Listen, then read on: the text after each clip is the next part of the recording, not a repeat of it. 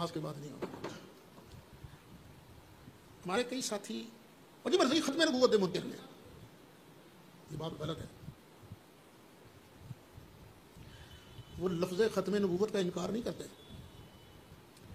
خاتم النبیین بھی کہتے ہیں ہم مانتے ہیں.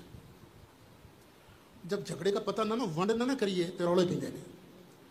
لفظ خاتم النبیین بھی مانتے ہیں سرکار کے لیے، لفظ ختم نبوت بھی مانتے ہیں، لیکن جھگڑا کرتے ہیں خاتم النبیین کے معنی میں.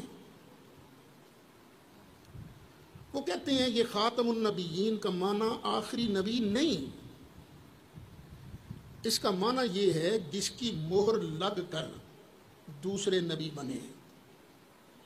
مہر تو سرکار نے لگانی ہے نا، جس کو مہر لگاتے گئے وہ آگے نبی بنتا گیا. یہی بات جو بند کے بانی قاسم نانوتوی نے لکھی ایک حدیث کو لے کر نا، وہ بتاؤں گا میں آپ کو کہ خاتم النبیین کا معنی آخری نبی کرنا یہ عوام کا خیال ہے. اس کی گفتگو کا خلاصہ یہ ہے خاتم النبیین کا معنی یہ ہے کہ جس کو سب سے پہلے نبوت ملے پھر وہ اپنے فیض سے دوسروں کو نبی بنائے. اس لیے سرکار کے ہوتے ہوئے اگر 6 نبی اور مان لیے جائیں تو ختم نبوت میں فرق نہیں پڑتا، بلکہ بعد زمانہ محمدی بھی اگر کوئی نیا نبی تجویز کر لیا جائے تو پھر بھی خاتمیت محمدی میں فرق نہیں پڑتا. کیوں؟ خاتم النبیین کا معنی عوام کرتے ہیں آخر من نبیا، جس کو سب سے آخر میں نبوت دی جائے، اور اصل معنی کیا ہے؟ جو فیض کی مہر لگا لگا کر لوگوں کو نبی بناتا جائے. تو مرزا کہتا ہے کہ ہاں مجھے بھی سرکار نے مہر لگا کے نبی بنایا تو خاتم النبیین تو مانتا ہوں میں. تو اصل جھگڑا یہ ہے.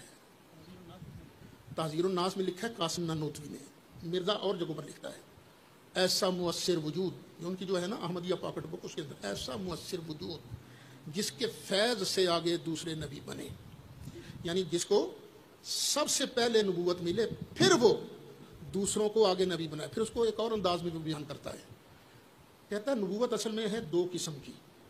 یہ قاسم نانوتوی بیان کرتا ہے، ایک ہے بالذات اور ایک ہے بالعرض.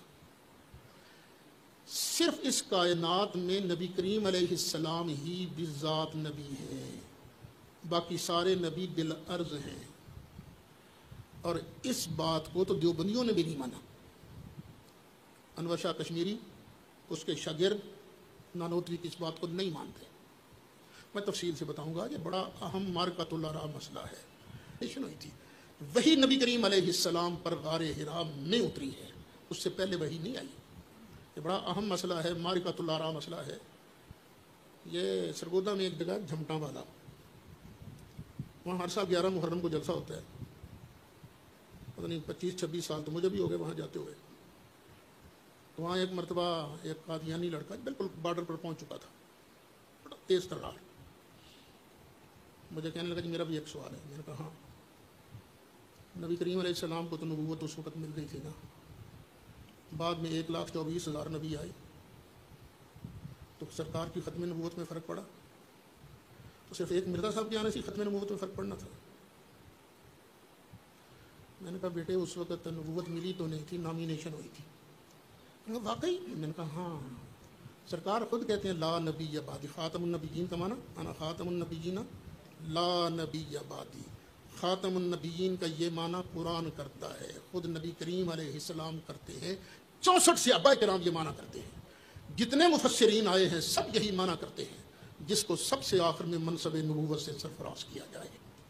تو یہ بڑا اہم مسئلہ ہے.